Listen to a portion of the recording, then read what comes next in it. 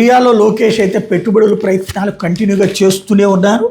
దక్షిణ కొరియా పర్యటనలో భాగంగా 3వ రోజు LG Electronics, LG Chem global strategy, Samsung, Hyundai mobiles, అపాక్ట్ కంపెనీల ప్రతినిధులతో లోకేష్ భేటీలు నిర్వహించారు. రాష్ట్రంలో పెట్టుబడులకు ఉన్న అవకాశాల మీద వాళ్ళతో చర్చించారు. ఎల్జీ ఎలక్ట్రానిక్స్ విస్తరణలో భాగంగా విశాఖపట్నంలో ఒక ఇంజనీరింగ్ సెంటర్ జీపీసీ ఏర్పాటు చేయాలని కోరారు. అలాగే LG Electronics global CEO Lyu Jae Cheol, LG Electronics India CEO Hong Ju జియోన్లతో వేరువేరుగా భేటీ అయ్యారు. శ్రీ సిటీ పరిసర ప్రాంతాల్లో డిస్ప్లే మాడ్యూలు, సెన్సర్లు, పవర్ ఎలక్ట్రానిక్స్ తయారీ కేంద్రాన్ని ఏర్పాటు చేసే అంశాన్ని పరిశీలించమని కోరారు. వాణిజ్య ప్రయోజనాల కోసం బిల్లర్ తయారీ కేంద్రాన్ని ఏర్పాటు చేయండి అని కోరారు.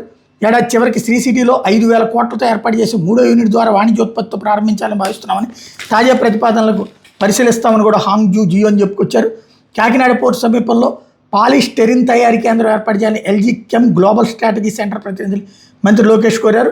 ఆ సంస్థ president and LG overseas holding companies head Yuju కోహ్తో కూడా భేటీ అయ్యారు.